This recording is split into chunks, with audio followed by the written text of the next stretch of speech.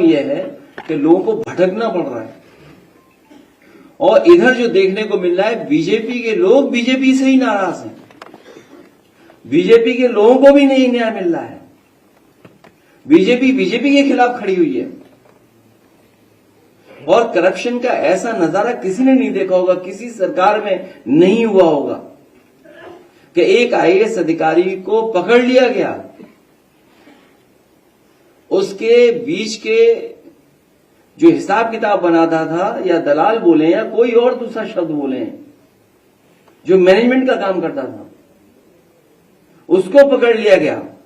और सुनने में आ रहा है कि वो केवल एक आईएएस अधिकारी का मैनेजमेंट नहीं करता था, कई लोगों का वो मैनेजमेंट करता था। ये भ्रष्टाचार का मामला नहीं था, ये जो बंटवारे में झगड़ा हुआ उसका वजह से ये पोल खुल गई। जो बंटवारे का झगड़ा था उससे पोल खुली है। ये बातें मैं इसलिए कह रहा हूं कि जब भारतीय जनता पार्टी खुद मान गई है कि उनका 80-20 का भी नारा नहीं चलने वाला है, जो 80-20 का नारा देते हैं, 46 में 56 बोलने वालों से मैं पूछना चाहता हूं कि जो 80-20 का नारा है, हम लोग 80 में आते हैं कि 20 में आते हैं?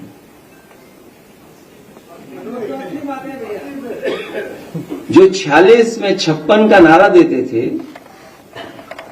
मैं उन्हीं से जानना चाहता हूं कि मैं 80 में आता हूं कि 20 में आता हूं?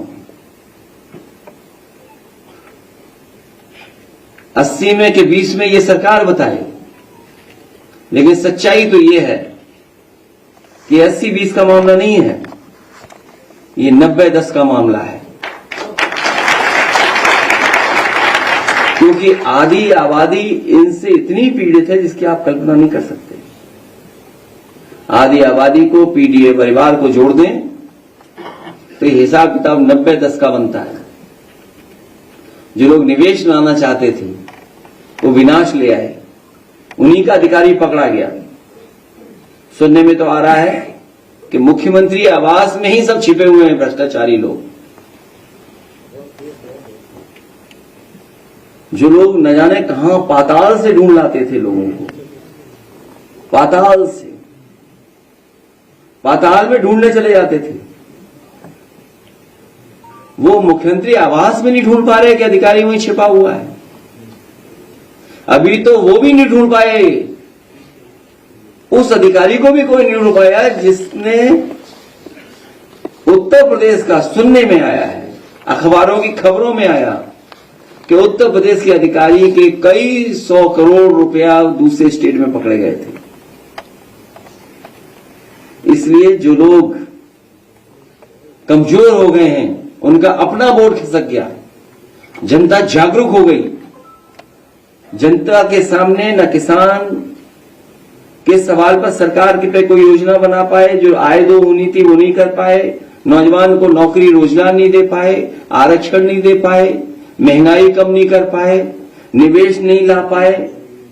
और अब तो टैरिफ वाला मामला आ गया। जो मित्र थे उन्होंने बोर्ड दिखा दिया कि हम कितना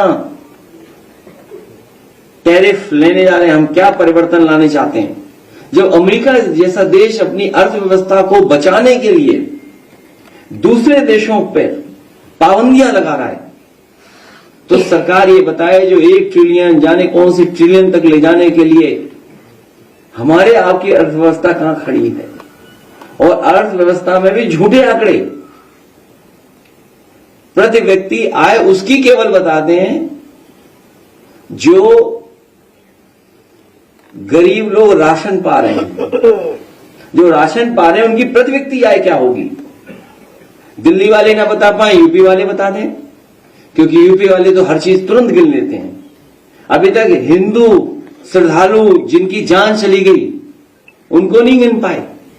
जो आने जाने में श्रद्धालु जिनकी जान चली गई सड़कों पर, उनकी गिनती नहीं बता पाए। जो हजारों हिंदू श्रद्धालु खो गए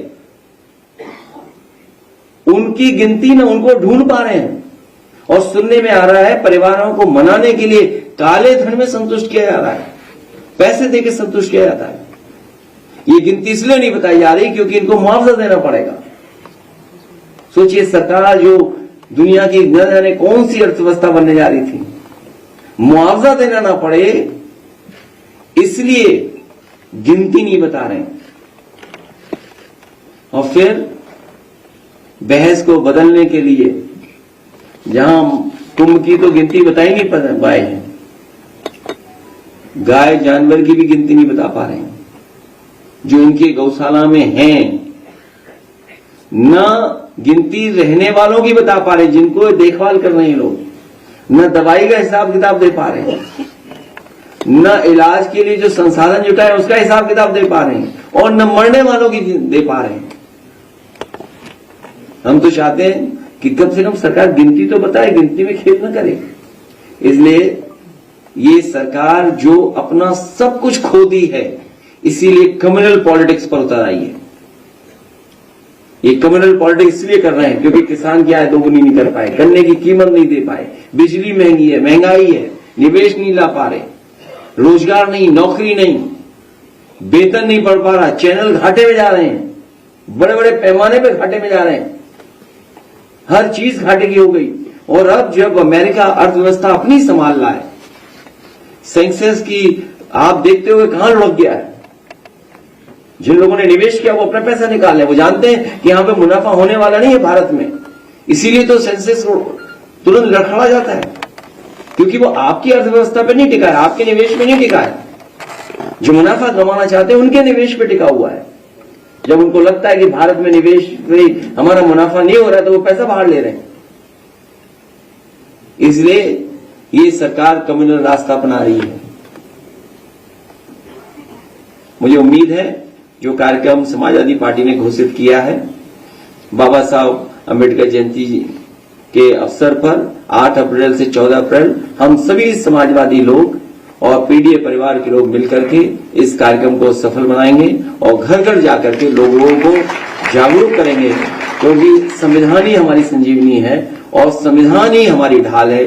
जब कभी भी हमारे सम्मान पर आँच आएगी, जब कभी भी हमारे जान को खतरा होगा, तो यही संविधान हमारी ढाल बनकर के हमारी मदद करेगा। के बाद इस्तीफे का दौर शुरू हो गया है, ये आरएलडी से कई नेताओं ने इस्तीफा दिया है और उधर बिहार में भी कई इस्तीफे हो गए। मैंने अपने लोकसभा के भाषण में कहा था कि वक्फ के लिए जो कानून लेकर के आए हैं, ये भारतीय जनता पार्टी के लिए वाटरलू साबित होगी। अभी अखिलेश जी, आपके दलित सांसद के घर पर जो है तोड़फोड़ की गई है और उस तोड़फोड़ में जो है इनका दिखाती है कि जब असलियत से बात करो, उनसे पार्लियामेंट में बात करते हैं सांसद लोग, तो बाहर आके वो तोड़फोड़ करते हैं और घर जलाने की कोशिश करते हैं, तमाम इस मुद्दों को भटकाने की कोशिश करते हैं। इससे आज तुम नंबर 2 पे रह गए।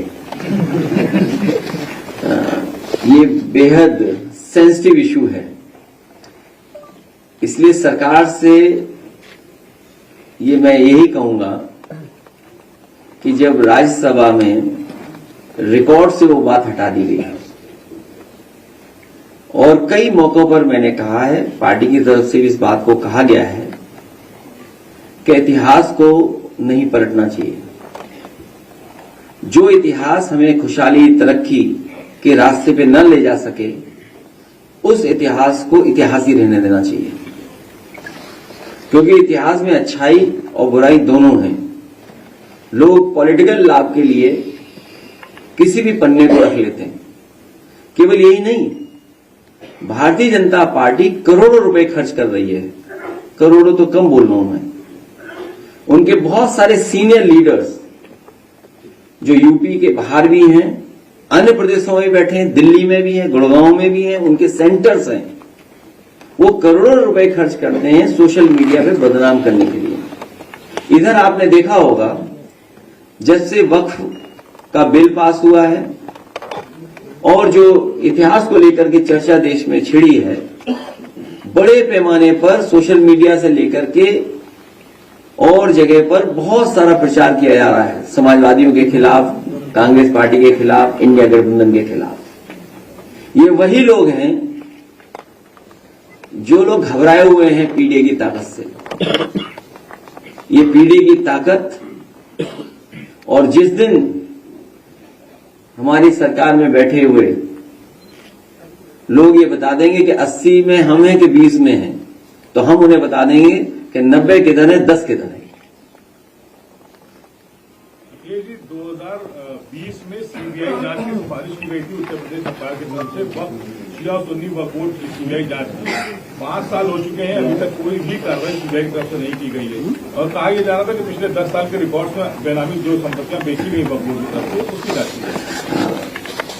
आपका सवाल अपनी जगह है। बीजेपी यही चाहती है कि हम सब लोग मिलकर के जो बुनियादी सवाल है उस पर चर्चा न करें। आज मान लीजिए गेहूं की खरीद हो रही है पूरे उत्तर प्रदेश में, गेहूं की क्या सरकारी खरीद हो रही है? अगर आप जानकारी करेंगे जमीन पर, सरकार ने हाथ खड़े कर लिए हैं और सरकार ने लाइसेंस दे दिए हैं कि जितना चाहे प्राइवेट लोग खरीद लें गेहूं को या किसान की फसल, जबकि सरकार की जिम्मेदारी है। सरकार ये भी तर्क दे सकती है क्योंकि बाजार में